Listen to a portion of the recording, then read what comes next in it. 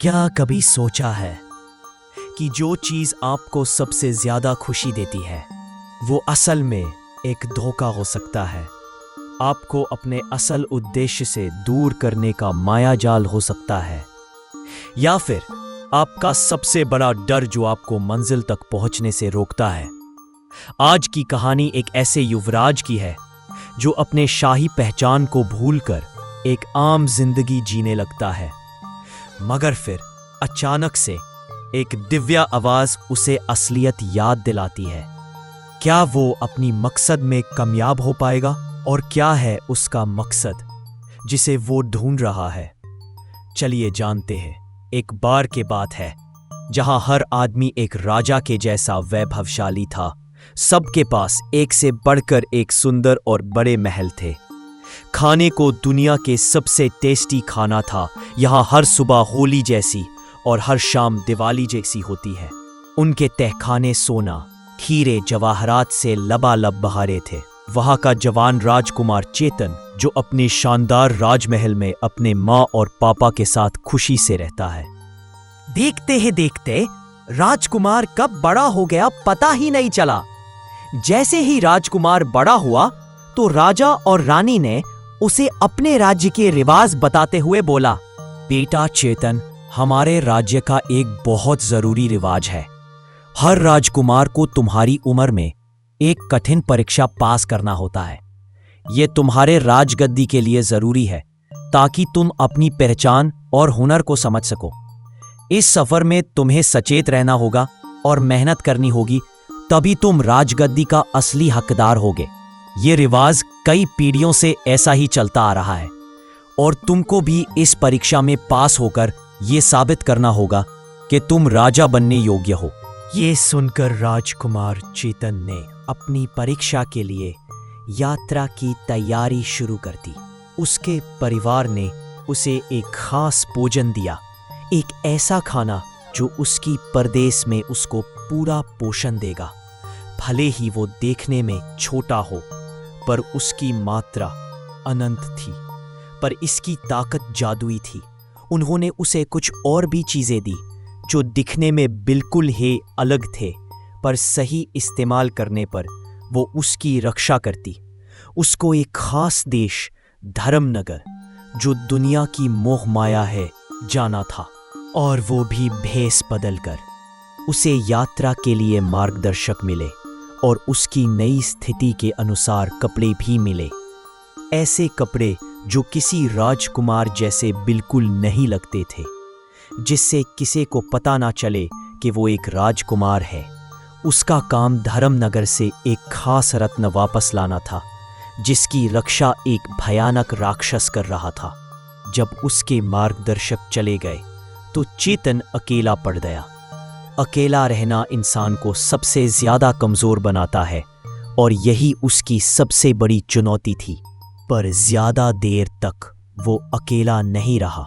सोचो, आप किसी नए शहर में जाते हो और आपको एक फ्रेंड मिल जाता है जिसके साथ आप अपनी घर की बातें शेयर करते हो। बिल्कुल वैसा ही साथ मिलकर वो अपनी शानदार यादों को रोज याद करते थे।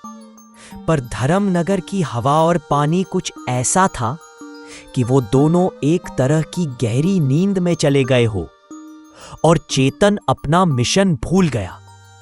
सालों तक वो धर्मनगर में रहा, कोई भी छोटा मोटा काम करके अपनी रोजी रोटी कमाता रहा और एक मामूली इंसान जैसे रहने लगा, जैसे पता ही ना हो कि वो एक राजकुमार है और किसी मकसद से वहां आया है।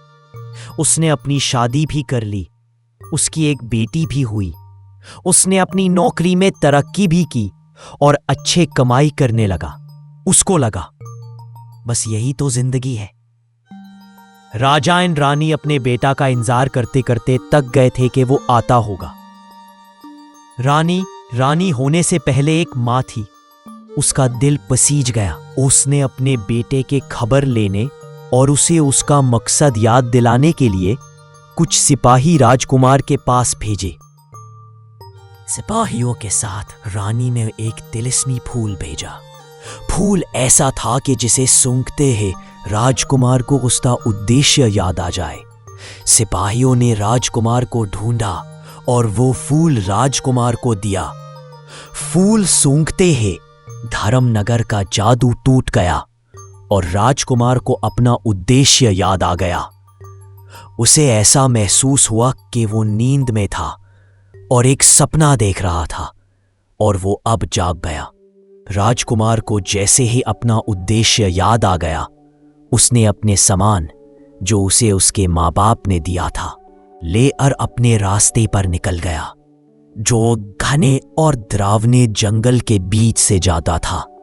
वो घर से लाए हुए अजीब सामान तिलिस्मी खाने से एक एक करके अपने रास्ते में आने वाले सारे राक्षसों को खत्म करता चला गया और लास्ट में वो तिलिस्मी पत्थर जिसे ज्ञान मधि कहते थे हासिल कर लिया।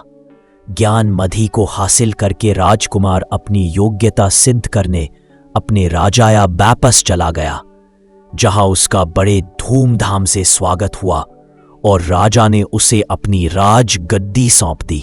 फिलोसॉफिकल एस्पेक्ट, आध्यात्मिक शिक्षा।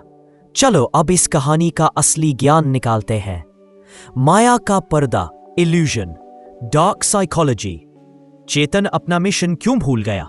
धर्मनगर की हवा और भोजन, डिजायर्स, अटैचमेंट्स के कारण। यही है माया का जाल। माया हमें भुला देती है कि हम कौन हैं और हमारा असली मकसद क्या है। Self realisation. ये हमें मटेरियल चीजों में उलझा देती है, जैसे लालच, ईगो, लोभ। Awakening of the soul. चेतन को किसने जगाया? फूल की सेंट ने। ये सेंट क्या है? तुम्हारे अंदर की आत्मा की आवाज, गुरु का ज्ञान। इसका मतलब है कितनी भी नींद में हो, तुम्हारा इनर सेल्फ तुम्हें जगाने की कोशिश करते हैं। बस तुम्हें उस आवाज को सुनना है। राक्षस, ईगो, इग्नोरेंस और ज्ञान मंदी। राक्षस क्या है? हमारा ईगो, ज्ञान की कमी, अविद्या, डर या बुरी आदतें जो हमें असली सच तक पहुंचने से रोकते हैं। रत्न क्या है? आत्मज्ञान, सेल्फ रियलाइजेशन। इसे पाने के लिए तुम्हें अपने अंदर के राक्षस से लड़ना होगा, जैसे चेतन ने लड़ा। असली शांति, जब हम अपनी असली पहचान, इनर सेल्फ को जान लेते हैं और माया के जाल से निकल जाते हैं, तभी हमें परम शांति मिलती है। बाहरी चीजों से मिलने वाली खुशी तो टेम्पररी होती है, पर आत्म की शांति हमेशा रहती है।